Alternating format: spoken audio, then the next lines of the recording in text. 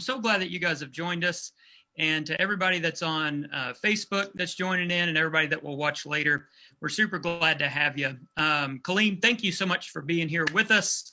Really looking forward to this conversation. And for anyone who's watching who's not familiar, my name is Corey Jones, and I'm the Executive Director here at Compassion Works for All in Little Rock. And Compassion Works for All began way back in the early 90s. And we work with folks who live in jails and prisons. We provide mindfulness and meditation programs.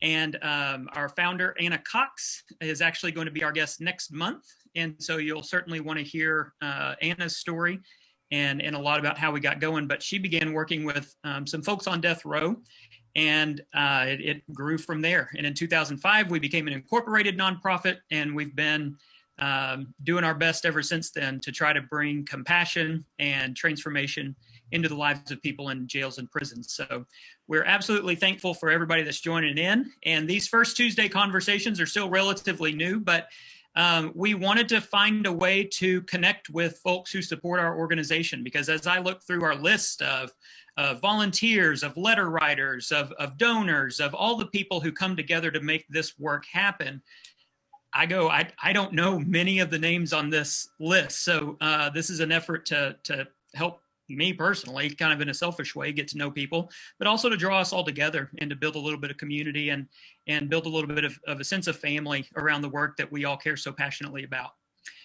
So that's my little spiel, and I'm thankful to have everybody here today. First of all, my name is Kaleem Nazeem. I was born and raised in Little Rock, Arkansas, but my government name is William Paul Smith. That was the name that my mother gave me at birth. But in my transition, when I was incarcerated, I changed my name to Kaleem Nazeem, and that's an Islamic name, and the attributes means intelligent for Kaleem. The Mosal is Marcus Garvey's middle name, because he was one of my mentors when I was incarcerated. And Nazeem means one who arrange or adjust things. As I say, I'm from Little Rock, Arkansas. I was basically raised about 15 miles in the housing project of Granite Mountain Housing Project. It was a low-income community. It's now, they tore it down about 20 years ago, but it was a low-income housing project, and it wasn't the best place to raise a child in, and I'm the third child of 5 siblings. I have 5 other siblings, so I really was the middle child, and by being, raised in such an environment, I found myself kind of getting into a lot of things I didn't have no business getting into. Basically, petty theft, auto theft, and just, you name it. I basically, was involved in it. And through my earlier years, I kind of say I basically got involved in the streets when I was around 9 years old until I was 17 years old, where I ultimately caught the charge of capital murder, which led me at the age of 17, I received life without sentence. And I ultimately served 28 years, 9 months, in approximately 11 days before I was released up under the Juvenile Act, which was passed in 2012, said it was unconstitutional to give a juvenile a mandatory life without sentence. So that applied to me, and it ultimately led to my freedom. As of now, I've been out for going on 3 years. I've been out since August the 10th, 2018 was the first, was my release date. So to further, go back to my childhood a little bit, I think, that a lot of the things that I was introduced at a young age to was through not so much as neglect on my mother's part, but I attribute a lot of my criminal behavior to poverty. I just have a strong, belief that a lot of the crimes that metastasize in low-income communities are because of poverty. And when I kind of just think of my life experiences and some of the things that I went through, my earlier criminal career started off with, basically stealing food, either to feed my siblings or either, to feed myself. And I can remember times where, I was hungry, where I would go in the grocery store and, hide behind the shelves and things of that nature there and fix, turkey sandwiches and things of that nature there. So, this wasn't because I have a propensity, just to steal or anything. It was out of a sense of, survival for me and my siblings. So, I just wanted to, kind of just highlight an aspect of my personal story. So, because I know a lot of times people think, assume that people just do things because out of greed and, just have ill intents and things of that nature there. But a lot of times, I just feel, how society fostered that through, poverty and not being equitable as job pays and things of that nature there. And as I say, I was like the third of my siblings. So my mother, she was a single parent mother, and she did work, but the work that she did was, wasn't able to adequately feed and clothe her kids. So it was a lot of things, that I seen when I was a child that I feel I shouldn't have to see. And now that I, kind of reflect on it as an adult, I know I shouldn't have had to see, but the root cause to a lot of the things that I went through, I just feel was poverty. And not to, just jump on my pulpit or anything like that, but we have, these different wars, wars on terrorism, wars on drugs and such and such and such and such. But I think the biggest war that we should wage as a civilized society is the war on poverty, averse poverty. So with that there, I guess I'll take another question from you, Corey. Yeah. Well, man, no, thank you for sharing all that. I'm sitting here right now looking at a book on my bookshelf called Solitary by a guy named Albert Woodfox. And I don't know if you're familiar with it or if you've ever read it, Yeah. but he spent, I believe it was like 40 years in solitary in Angola down in Louisiana. And I mean, says many of the same things that you're saying now. And I'm struck by that notion that for you didn't see yourself as a criminal. You didn't go, I think I'm going to go do criminal things today. It was, I need to figure out how to eat today. And so you just figure that out. And he very much described his upbringing in the same way. And I'm curious, was that something that you knew at the time? Like that's how it made sense to you at the time? Or is that something that as an adult now, reflecting back on your childhood, you can kind of see that, okay, that's what it was? Or was that something that has just always been an awareness for you? Well, it wasn't always an awareness. It's like having things that happen in your life that you can't explain, or having an emotion that you can't explain, but in later parts of your life you'll be able to put the pieces together.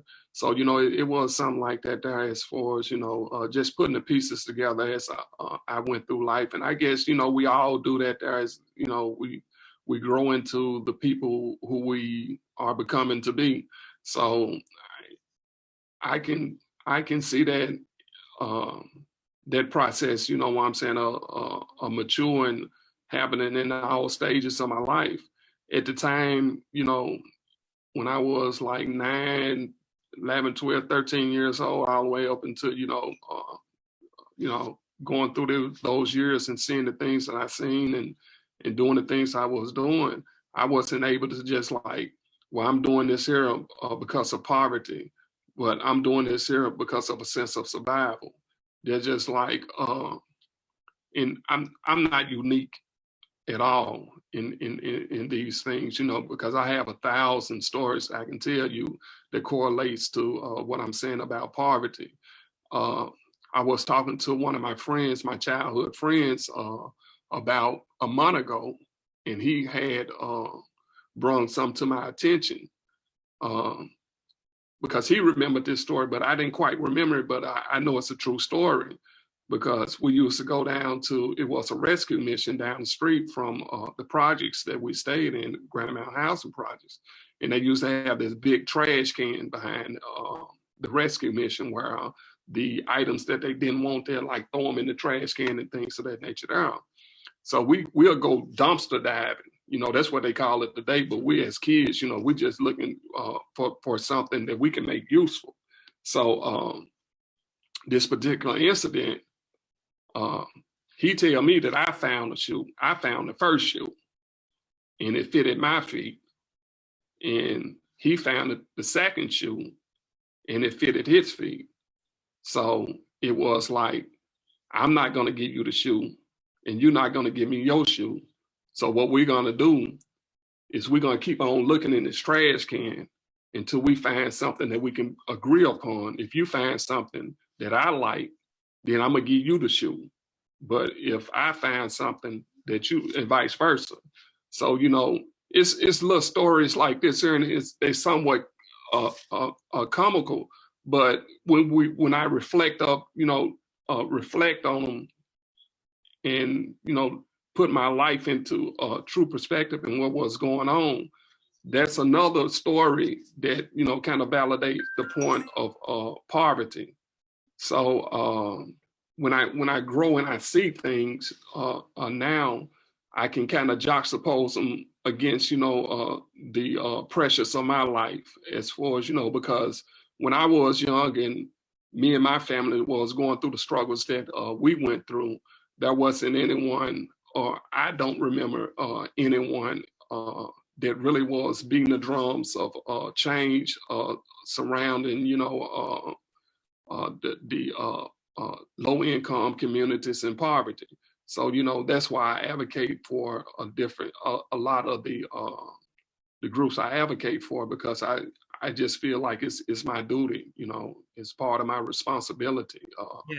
And it's part of my healing also, because a lot of the traumas that I went through as a child, I'm still healing from, and that child inside of me is still broken and want to be healed. So that's why I do a lot of the things that I do. And, you know, that's part of me being on this program today also, because I also want people out there to know that basically the things that we're going through and the things that we have been through, we are not unique, you know.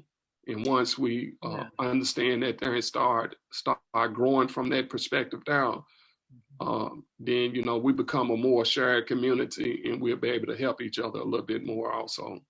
So yeah, and that perspective, where, like you say, your story isn't necessarily unique, even though it was clearly a struggle. I see how that has been so meaningful for you to have that realization and to have that awareness. And I want to circle back to that here in just a minute. Will you just kind of walk us through what a typical day was like for you in prison? What was it like living there? What was the culture? What were the kind of the norms? What was a typical day like? Okay, I'm trying to figure out which day of prison I'm gonna tell you about, because it was different stages of my prison experience that I went through.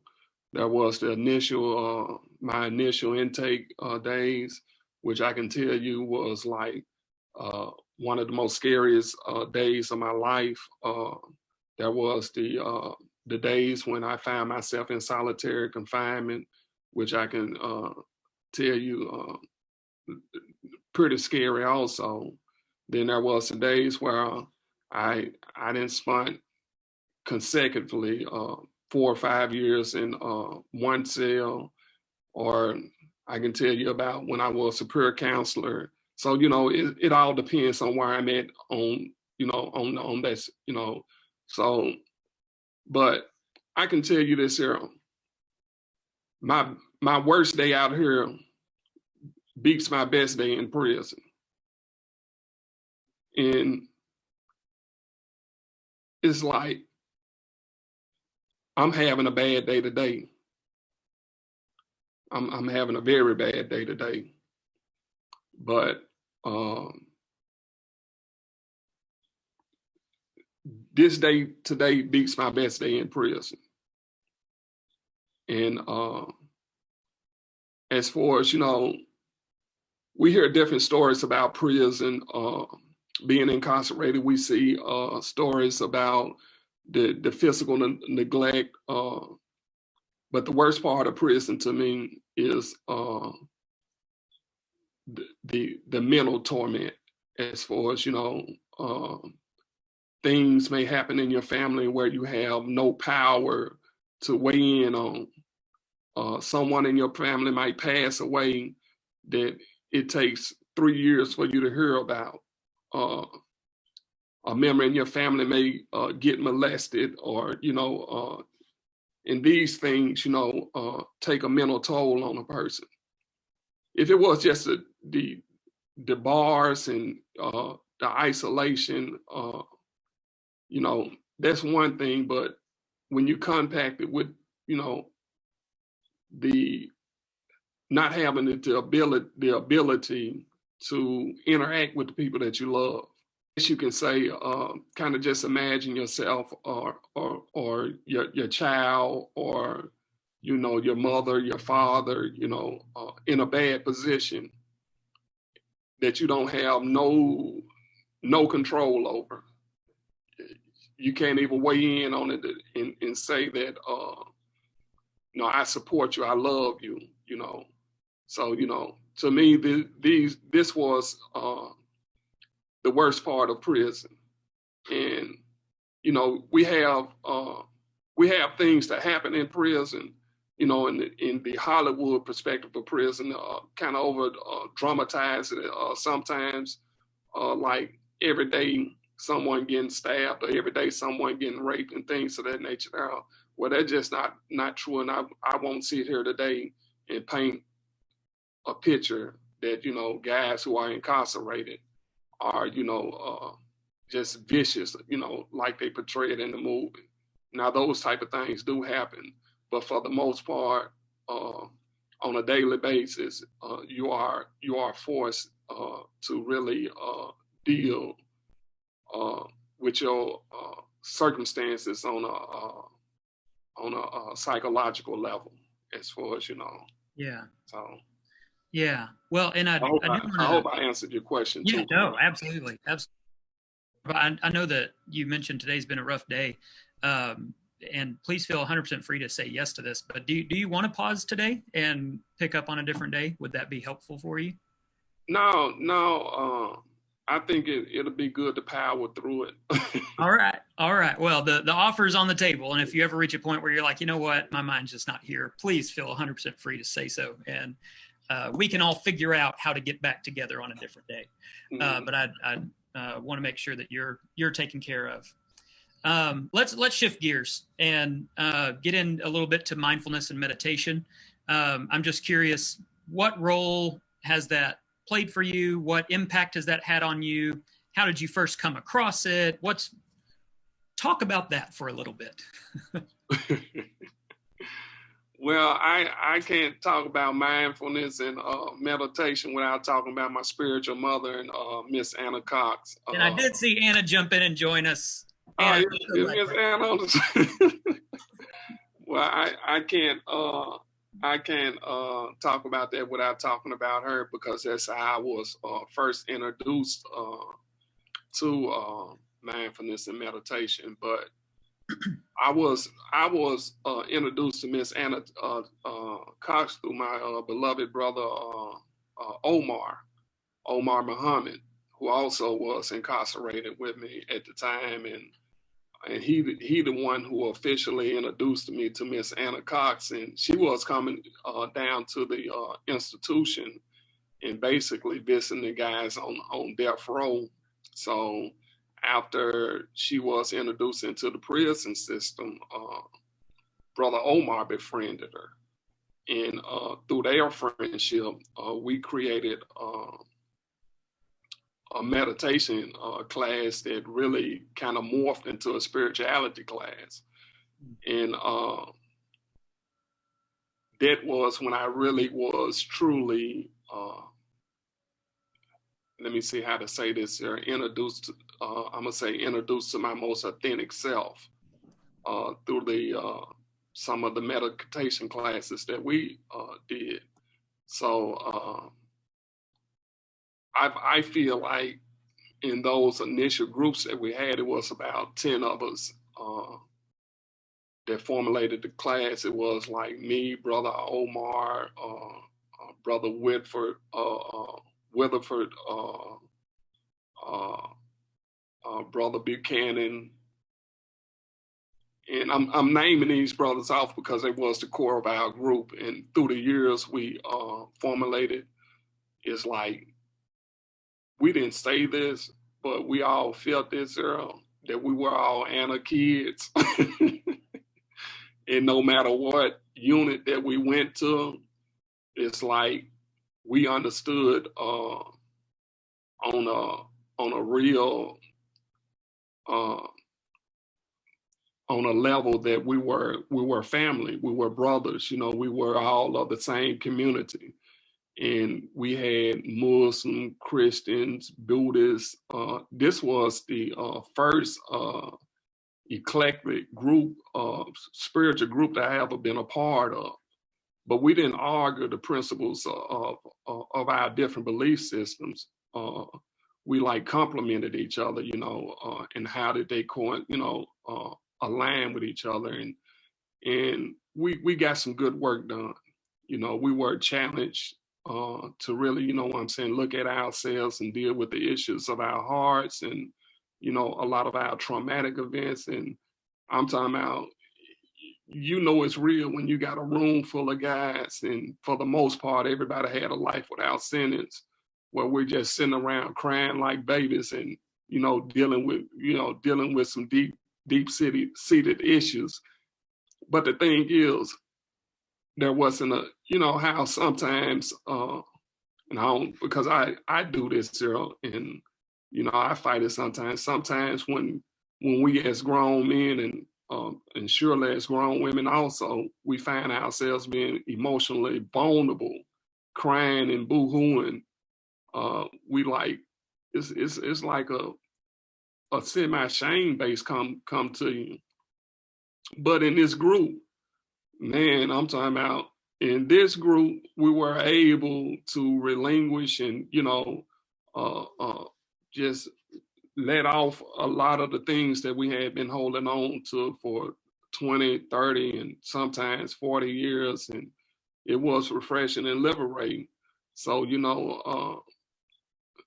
when we did find ourselves invite new members into the group, and they seen the old members being so vulnerable, that gave them the freedom to, express themselves. So that's how I was introduced to meditation, mindfulness, and I guess you can say spirituality also. Okay.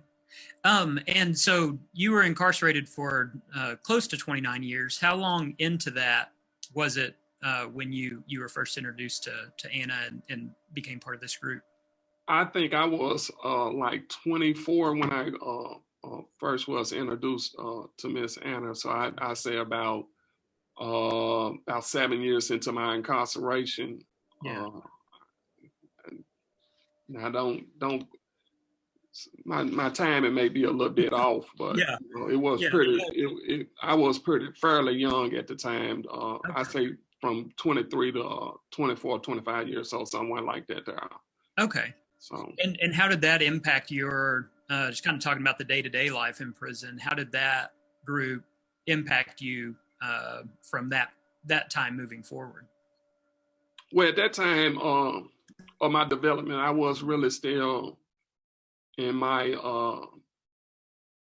in my radical state, and I say radical because I'm not going to use the word radical. I'm gonna say I'm gonna use more of in my ignorance, in my blindness, as far as because I was still kind of rebelling against my time, rebelling against society, rebelling against white people, because at that time, it was like. I looked at white people as the enemy, as far as every bad thing that ever happened to me. I can, like, when I looked at the judge who sentenced me, he was white. When I looked at the lawyer who supposed to be my representation, gave me poorly representation, he was white. My school teacher that didn't believe in me, she was white. And so forth and so forth. We can go down the line, but this isn't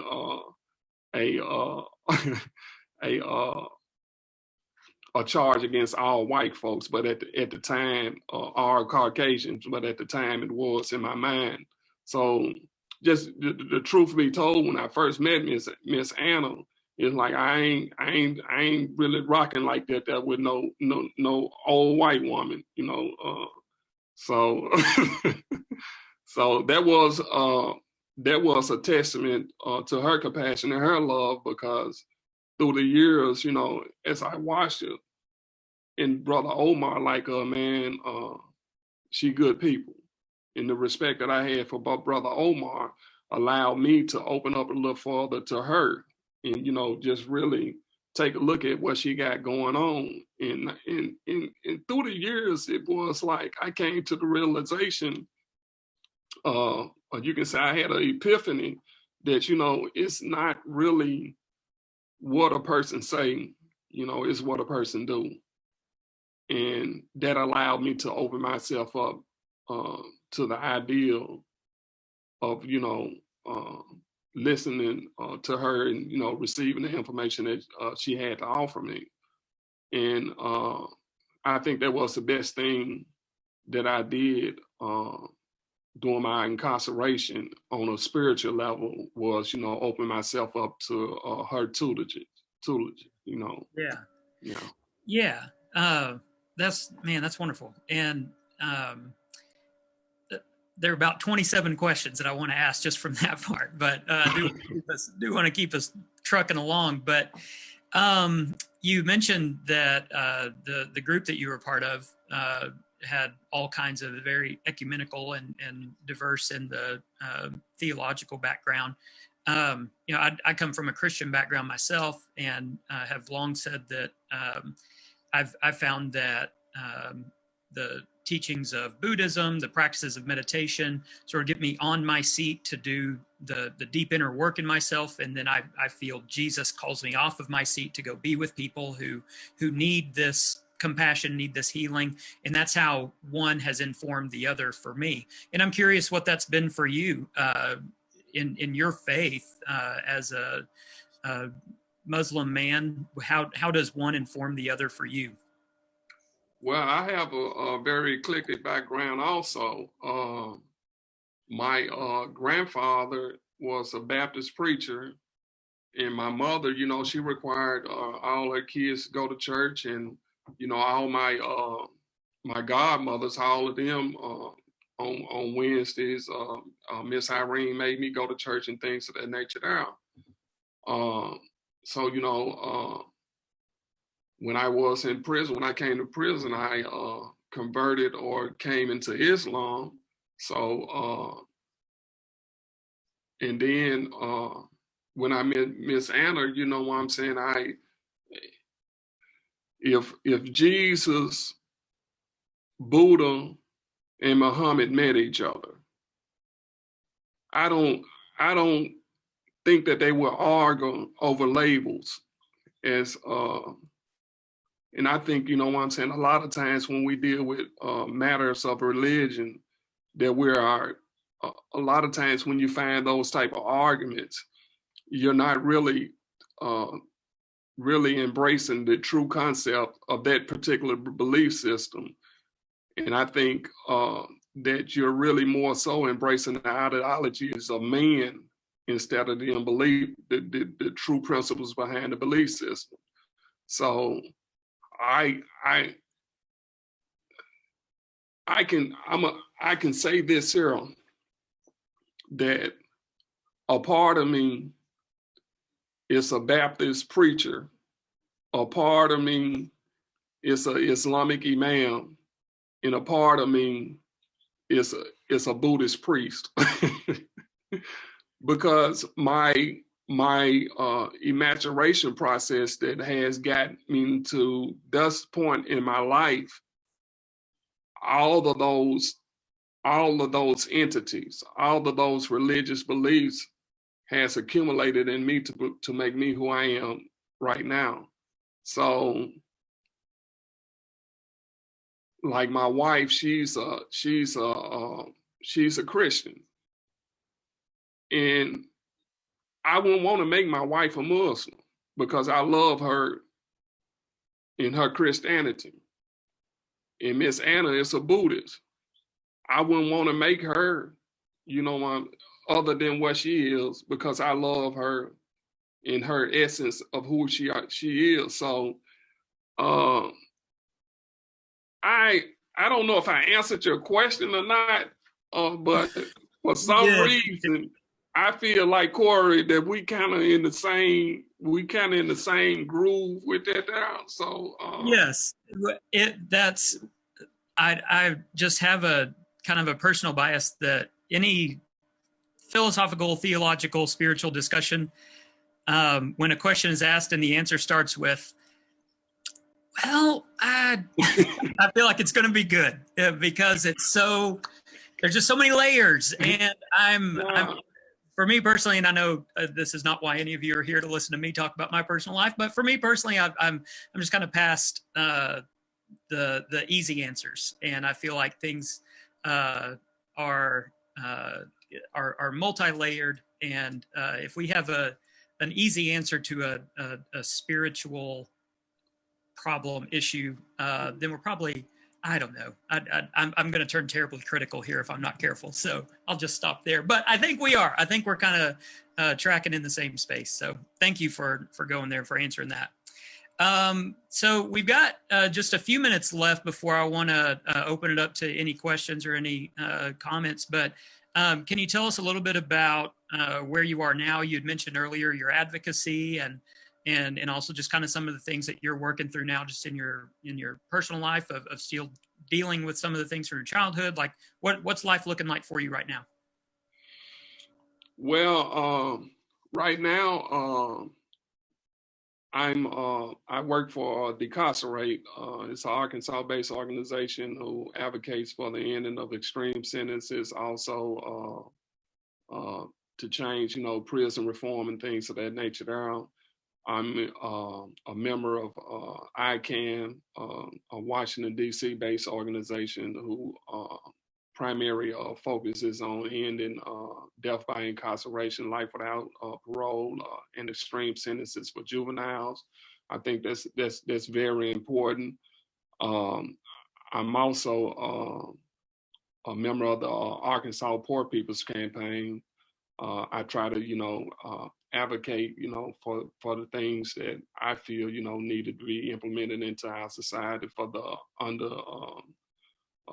undervalued, underprivileged, those who are in poverty and things of that nature there. Because as I said in the beginning of this speech, it's very important that we deal with the issues of poverty that basically, has tentacles around our society. I'm also, on a personal level, I'm in my last semester of school. I'll be graduating in May with associate's degree in HVAC. So I have a lot on my plate, and I think, what I'm saying, I'm moving in the right direction, but it's more that I want to do. And I just feel like before I got out of prison, the things that I'm doing now, I was doing as far as, advocating for the guys who, are incarcerated. Even when I was in prison, I used to always be one of the ones who didn't have a problem with speaking out against something I feel was an injustice. So I'm not doing anything that I haven't been doing for the last 15 or 20 years. I'm just on this side of the planet. So Yeah. I want to continue the work that I'm doing. I try to continue it because the day that I walked out of prison, and this may sound strange, but the day that I walked out of prison, I really didn't want to go. And I didn't want to go because I was afraid of what lies on the other side of the fence. I didn't want to go because it was a lot of good brothers that I had to leave that had became my brothers through the years. So, yeah, in the spirit of being a good brother, I feel it's my duty to advocate for them. Yeah. So, yeah. That's where I'm at. And do you feel any certain level of pressure, having been incarcerated and then released? Is there a pressure that you feel, either self-imposed or that you feel from others, that you have to now live up to a certain expectation or meet a certain standard or prove your worth more than other people might have to prove themselves? Is that part of your day-to-day? No, I really don't have those type of pressures because this is something that I want to do. As I tell people that ask me, what was my biggest hurdle since I've been out, what has been my biggest hurdle, and my biggest hurdle is not so much as, what I have going on or what I don't have going on as far as, getting jobs and, being productive in society. That's not my biggest hurdle. My biggest hurdle is seeing the things that are still happening that was happening 30 years ago, the poverty, the generational poverty, the cycles, to seeing them and trying within my family structure also, seeing these things and trying to change them. And sometimes, feeling a sense of powerlessness, because it's like these generational cycles just you just can't change them overnight. So, it's like I see a lot of things and I want to help a lot of people. And that's my biggest hurdle, not being able to assist and give the people the help that I feel that is needed. Yeah. So. Yeah. And yes, I think that's a good place for us to kind of land the plane a little bit. And I just want to say thank you again for opening up and for being here with us today. I do want to turn it over. We got a handful of folks on here with us that if anybody has a question or a word of encouragement or anything you'd like to offer to Kaleem, now's a great chance for you to go ahead and unmute yourself and fire away. Hi, Kaleem. I'm Sheila. Hey, how you doing, Sheila? Hi, I'm well, and thank you so much for your honesty and your willingness to talk about your situation. I have been working. Anna Cox is also one of the people that introduced me to to meditation. So I feel like you're a brother, like also my mom. And so thank you, Anna. It's just amazing how many people inside and out of prison have had that wonderful experience. And she is really the person who introduced me to Compassion Works for All Yes, and ma'am. got me involved. And I have, it's been one of the most wonderful experiences I've ever had. We couldn't be more different in our backgrounds. I mean, I am a woman of privilege and not so much monetary privilege, but certainly white privilege, and um, was raised in the Baptist church as well. But what you said about your, I loved what you said about if Buddha and Jesus and Muhammad came together, they wouldn't argue. It would be because my experience has been very similar to yours in my path through Christianity and then to Buddhism. And now I would say I kind of am doing a lot of interfaith work. So that's been, it's inspiring that your background being so different from mine, and yet we come together in a place where we can recognize that, and it's wonderful. Corey actually answered or asked all the questions that I had, but I just wanted to say thank you so much. And it's important to me to get to listen. I think my letter writing, I spent several years with CWFA doing writing men in prison, and it was absolutely, I learned much more than they did from them than they did from me, in the sense of being able to just hear their stories and try to be open to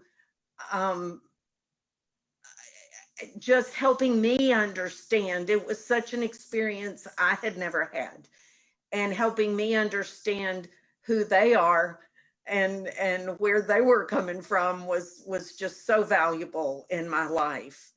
And so I appreciate you continuing the work Thank you. outside that you started on the inside. So thank you so much for being with us today. Thank you for having me. Thanks, Sheila. Anyone else?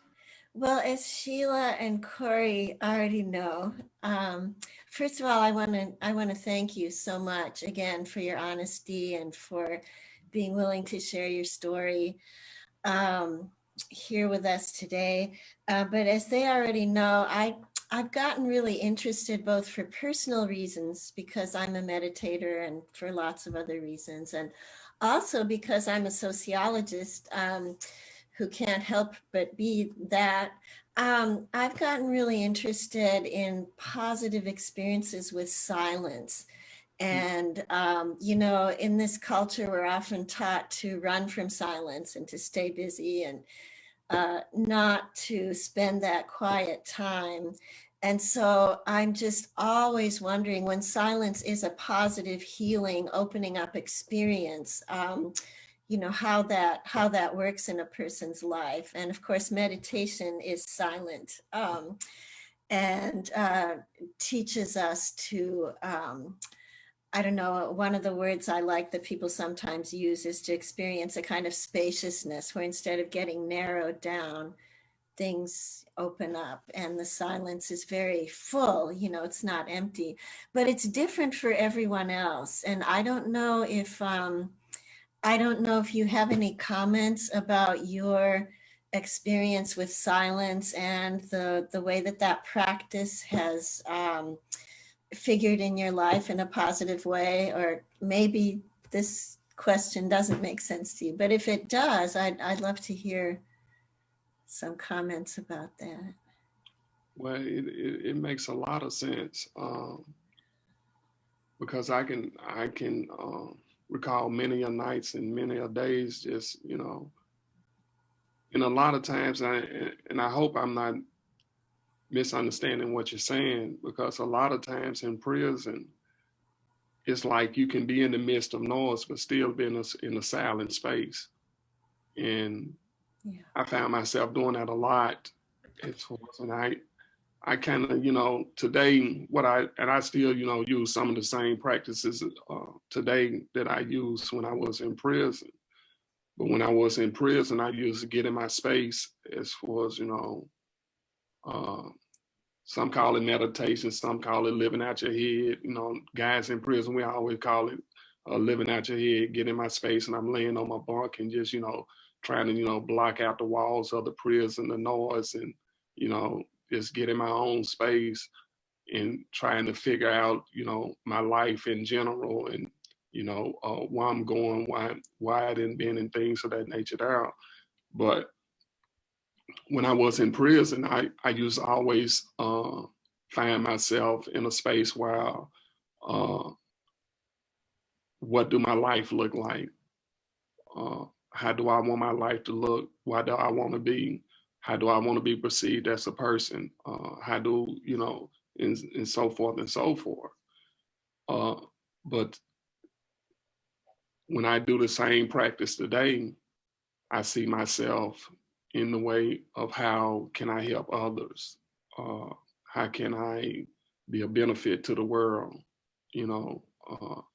How can I, promote growth and change in those who are me, who are like me, and who are me? And, it's like, I guess how they, kind of wrap that around in a knot is to say when I was in prison, I was very selfish. And now that I'm out here, I try not so much to be selfish as far as,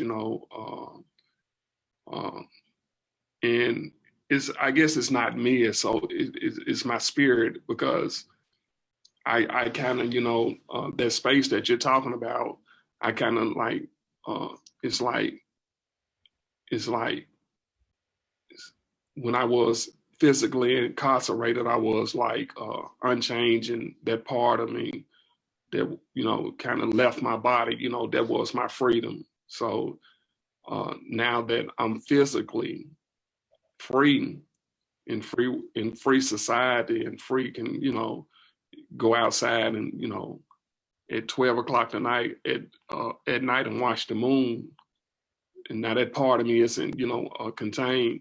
Now when I free my mind, it's like I don't have to figure out who I am as an individual or what I want to be or what I want to do.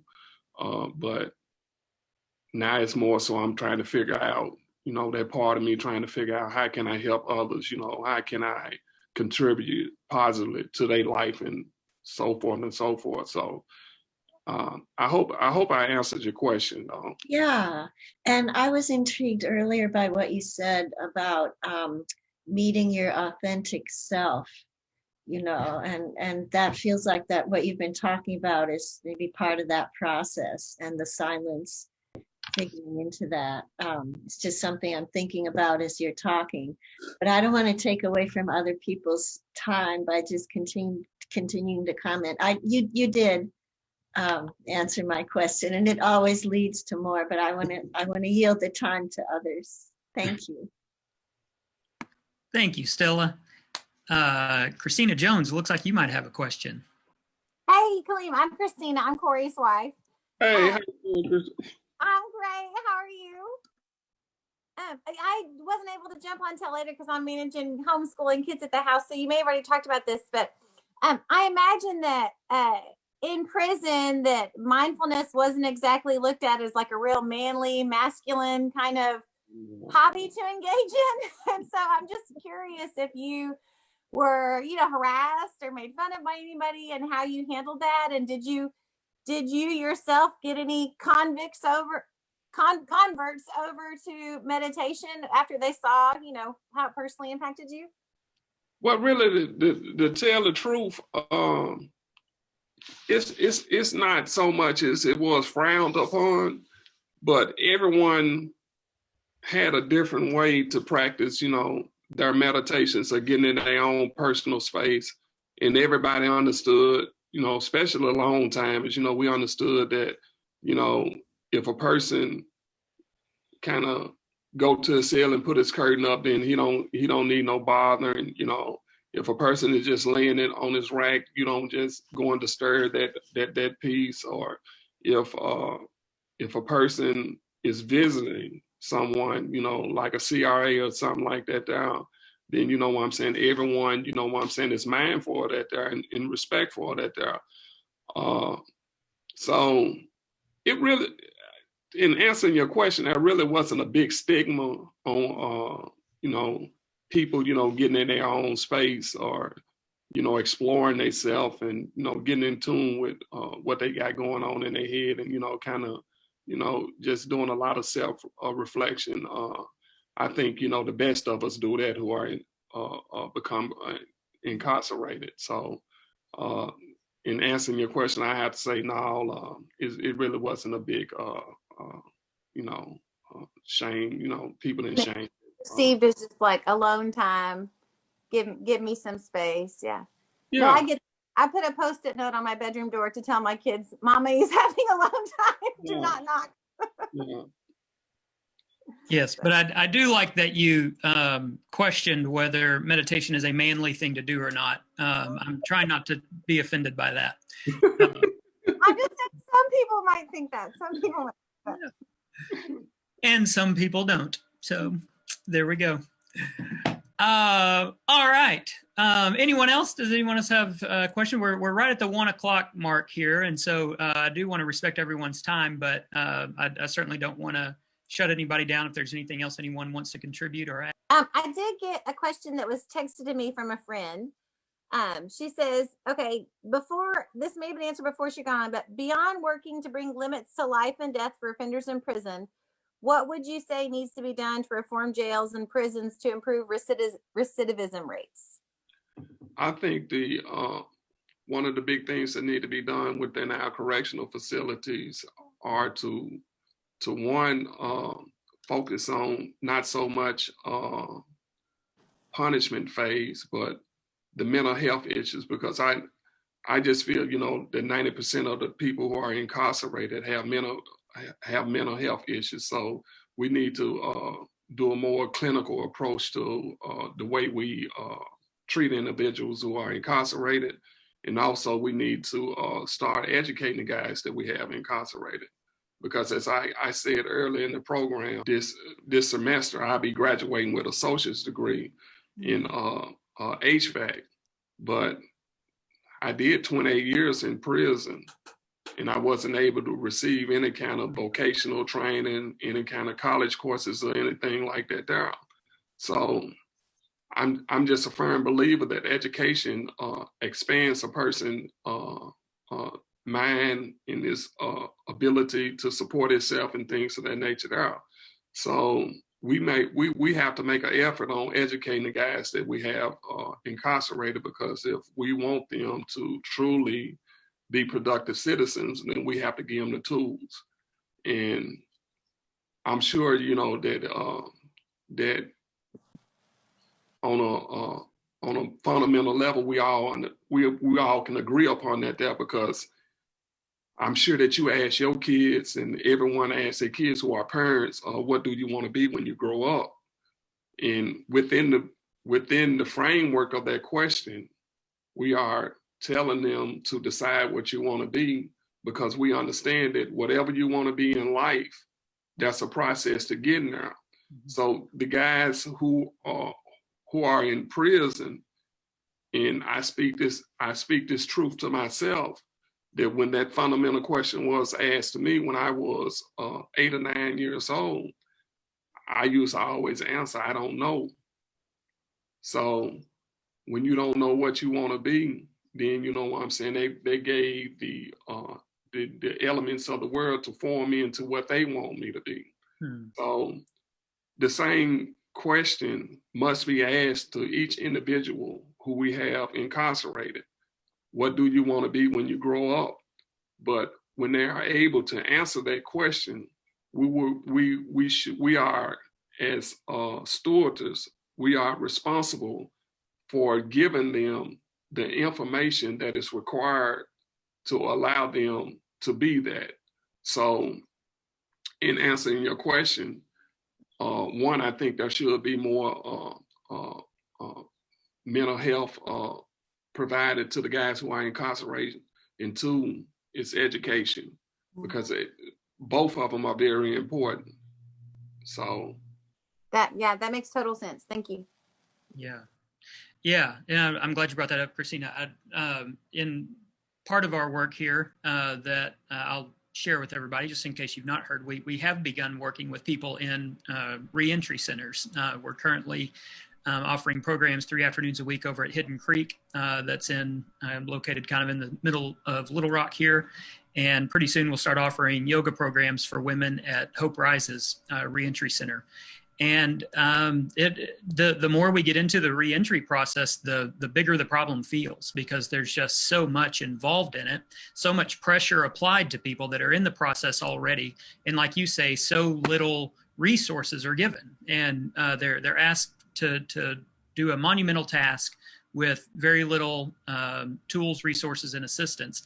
And one of the things that has also struck me, and that a few people that have been doing some groundwork for us have discovered, is also just the issue of community. Do you have people around you that are supportive and that are cheering you on? And so, I feel like there's so many things there that the pressures that are there that we could, I won't say easily, but it seems like there are ways that we can help alleviate some of that. But again, you guys are not here to listen to me. I do want to go ahead and end our conversation here. And once again, Kaleem, just thank you so much.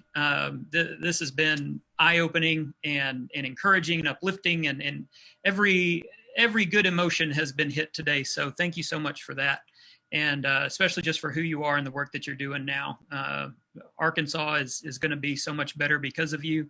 And I have no doubt that your brothers on the inside are so happy and proud of the work that you're doing. So, so keep carrying on, man. You know, it was a blessing with sharing this space with all you guys also. So you guys stay blessed. All right. Well, thank you, everybody. And we'll see you next month with Anna Cox. Anna, we can't wait to chat with you.